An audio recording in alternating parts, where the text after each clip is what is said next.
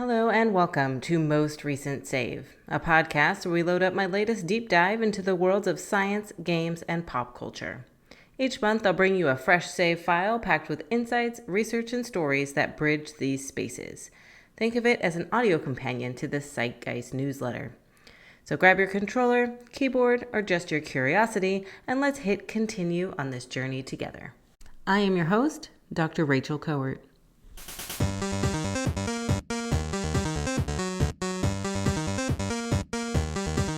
Here are some of the things you may have missed from April 2025. Starting as we always do with research and news. The GDC 2025 vault is open. Remember all those talks I spoke about last month that I was sad I missed? Well, lucky for me and for you too, they are now up in the vault. Double lucky, they are all freely available for us to view, and not just the ones in the advocacy track, which are usually the ones that are only free to view. If you're going to watch one, I highly recommend A Code of Ethics for the Game Industry by Celia Hodent. But if you're already there and can't stop at one, because let's be honest, these VODs are like Pringles, check out Baby Girls, Daddies, and Himbos, Updating Archetypes for Compelling Characters by Alexa Ray Correa. Now, you may be thinking, wait a minute, I don't remember you talking about that second one, because I would definitely remember that title. And that is because I tragically forgot to mention it. So to make up for it, I am not only highlighting it here, but I've already cited it in an upcoming book chapter I wrote for the Zeitgeist of Pop Culture, The Last of Us, because the world needs to know that Pedro is a daddy, but Joel is a baby girl. Book coming soon. Speaking of daddies, there were some more lessons from daddies this month. Celeste San Giorgio, one of my favorite game studies scholars, was featured on the Love Letters podcast, where she talked about intimacy, masculine identity development, and romance mechanics in games. And yes, we are talking about Dream Daddy. The full podcast from that Love Letters episode is now up and free to listen to. No Mercy removed from Steam. If you missed this news, This is some news. A truly awful game was launched on Steam this month called No Mercy. In the days following its release, it drew public attention, leading to the outrage, rightfully so, about the extreme content within the game, including non-consensual sex and incest. I think I saw in one piece they called the game, quote, every woman's worst nightmare. While the page is no longer up on Steam, those who previously purchased the game do still have access. You can read more about that in my newsletter. I have a link to a story that talks about not only the game itself, but the public outrage that led to its removal. Steam is known to have some of the least amount of rules when it comes to their games creation, which is perhaps why this is not the first controversy to arise about Steam's practices. In late 2024, the Anti-Defamation League published a report highlighting the amount of games on the platforms that promote extremist ideologies and hateful messaging. Nintendo has entered the chat. With the release of the Switch 2 on the horizon, Nintendo has made a surprising announcement that they're going to integrate chat into their console. Of the three major manufacturers, Sony, Microsoft, and Nintendo, Nintendo has been the only one that has not yet had a way for players to communicate with their friends through the console. I'm very curious how this is going to impact their trust and safety approaches, which have traditionally been, well, not really needed, because communication through the platform wasn't possible. Navigating institutional ethics and researcher welfare. A new resource from Voxpol was released this month looking at the challenges about navigating institutional ethics and researcher welfare. This work was done specifically in the context of extremism and terrorism research. However, I believe these challenges broadly apply to anyone working in an online space where there is an increased risk of harm exposure.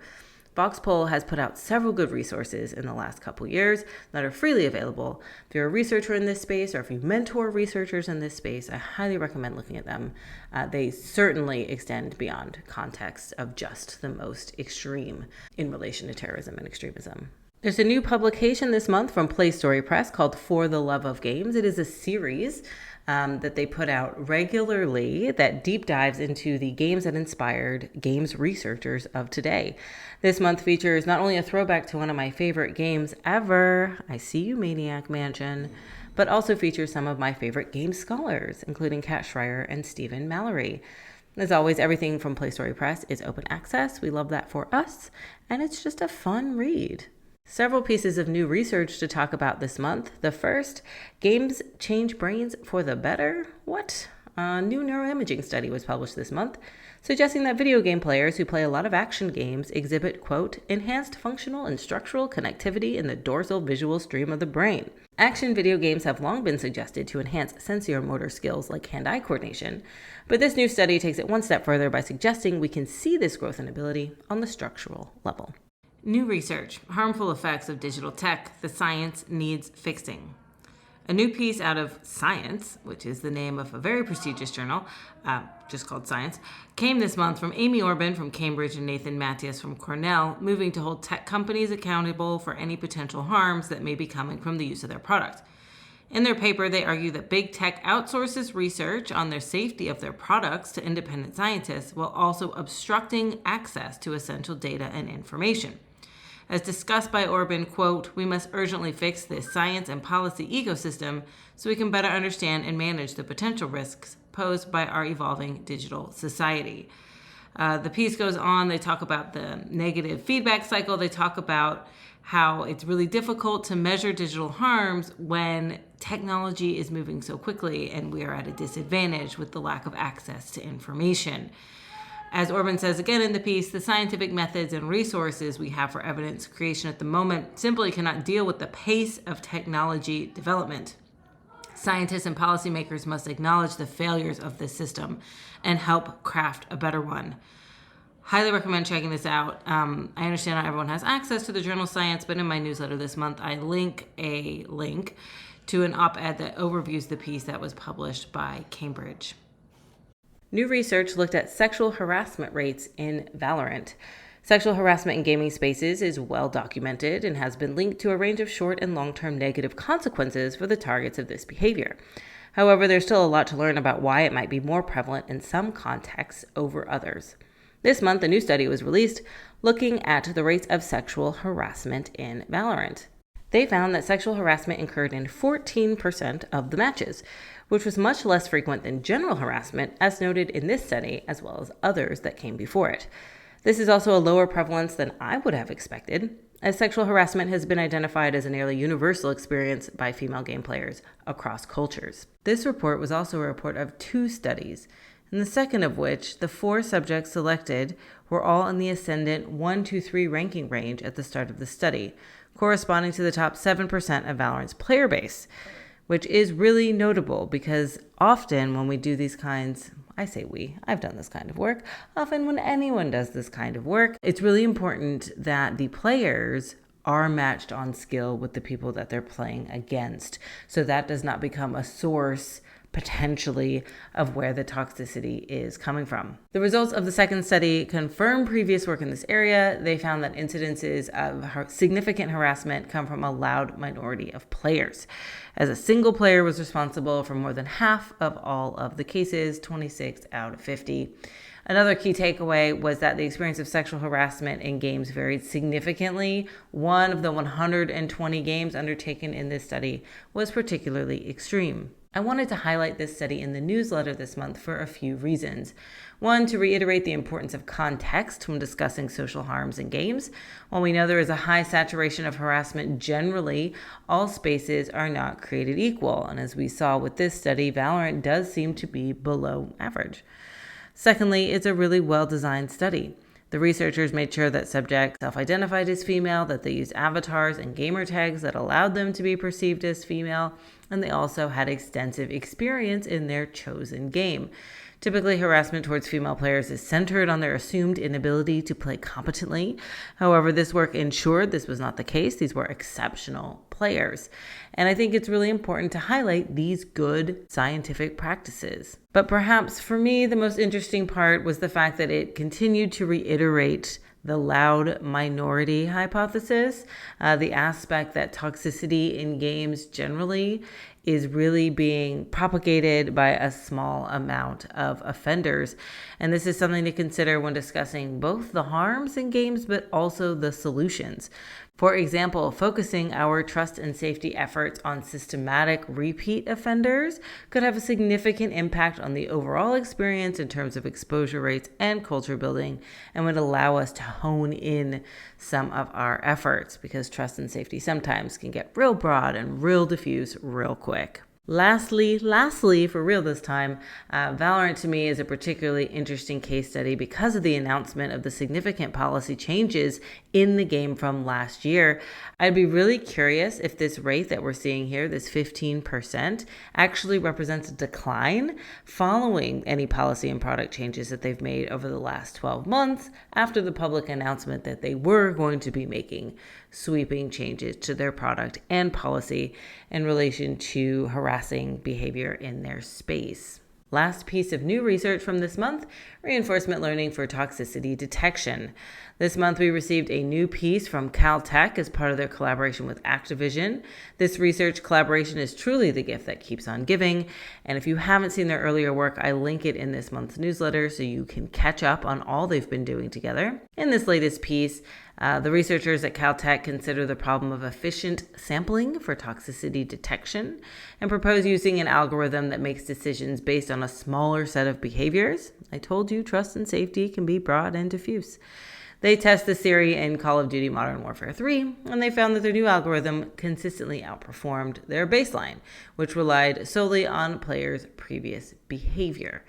This work demonstrates how domain expertise is often underutilized, but an incredibly powerful tool to help the gaming industry identify and mitigate toxicity. The work between Caltech and Activision continues to be the gold standard of academic and industry collaborations. In case you missed it, Zeitgeist. There was not one but two new Zeitgeist videos on my YouTube channel this month. Cue the shock and awe. I know, it's been a minute. The first is a recording of a talk I gave last August at the Something Digital Festival in Brisbane, Australia, entitled People Not Pixels, The Transformative Power of Games in Shaping Our Future. In this talk, I give an overview of the ways in which games have transformed our current realities into one that is more educated, more connected, and more legendary. The second video is a reaction video. I don't really do reaction videos. Actually, I used to do a show called Reaction Time with Dr. Sarah Hayes, where we reacted to shows that portray therapy and therapists, and that was fun, and that is still up on my YouTube channel. But this was a reaction video to a piece that came across my social media. It was released in the last month from an organization called Game Quitters, which is a for-profit organization for quote-unquote game addiction rehabilitation. This was it was something. Spoiler alert, I only got through about 6 minutes of that 30-minute video before I gave up. And within that 6 minutes, I made about 20 minutes of content reacting to it. So if you want to know what moral panic about game addiction looks like, you can check out that video on YouTube. Unintentionally, shooting this content this month also allowed me to highlight my little gallery wall art in my office. My office is currently under construction. If you've watched my videos on YouTube before, you know usually I have a bookshelf behind me, but that wall is now full of holes for new electricity to be wired. So I turned my desk 90 degrees, and now you get to enjoy my lovely, nerdy, gamey art. And if you check out the videos, see how many Witcher references you can spot. In case you missed it, this month I also spoke with Parents Magazine about the way people are behaving in the Minecraft movie. We are so quick to say let kids be kids, but then we follow it with, well, not like that. TLDR, games are a cultural touch point with cultural norms that you may or may not understand. Just like people didn't understand why we were dancing in the theaters for Taylor Swift's Era Tour movie, they don't understand the pure joy of Chicken Jockey. And that's all right. You don't have to understand, but let us have our moment. Also, if you haven't seen the movie yet, it's really fun, and I had the most excellent time in my local theater seeing it a few weeks ago. 10 out of 10 recommend. Parenting, screen time, and life preparedness. This month at Nurture, I wrote a new piece about how to take a balanced approach to tech and screen time based on co-engagement, communication, flexibility, and empowerment. If you're thinking about setting digital guidelines that support your kids' well-being, this one is for you. I mentioned this last month, but I am really excited to be able to be part of the work that Nurture is doing. If you aren't familiar with them, Nurture is an app that is helping children aged 4 to 7 bridge what they call the life preparedness gap through play. It's backed by learning science and crafted by Emmy-winning storytellers, and you can learn more about them at nurture.is. And if you are interested in checking them out, I have a special code that will help you skip the wait list which is 96669. And I have instructions, again, in this month's newsletter if you're interested about how to sign up and skip the wait list. It's time for the best part of the podcast and the best part of the newsletter, which is side quests.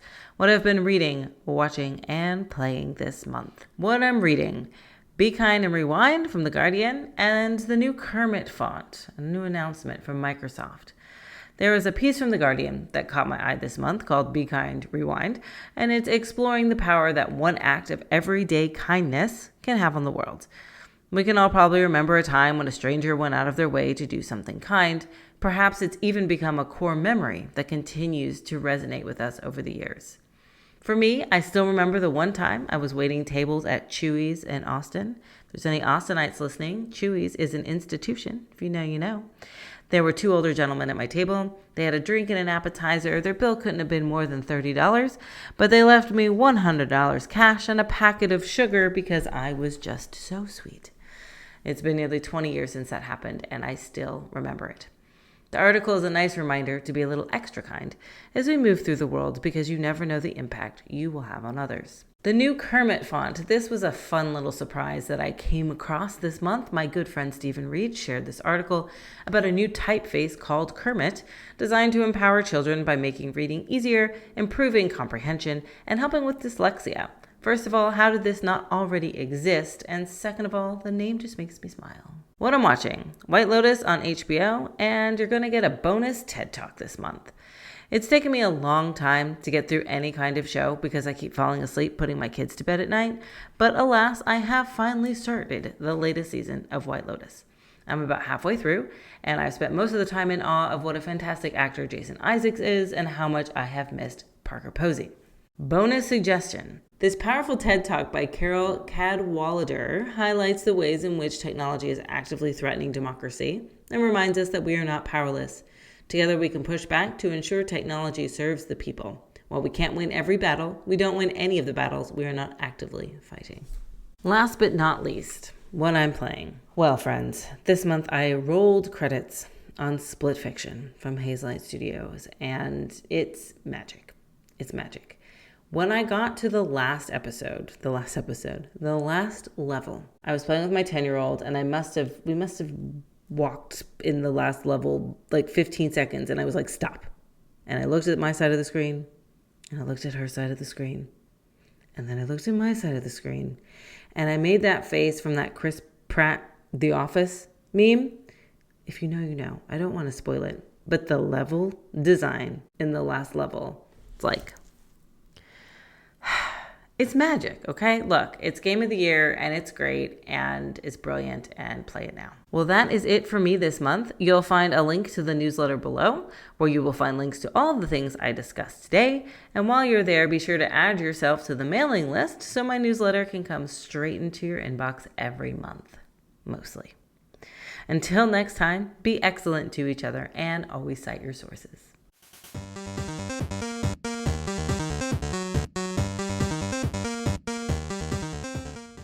This podcast was produced by Zeitgeist, a multimedia content production studio that focuses on the intersection of games, science, and pop culture, created by Rachel Cowart.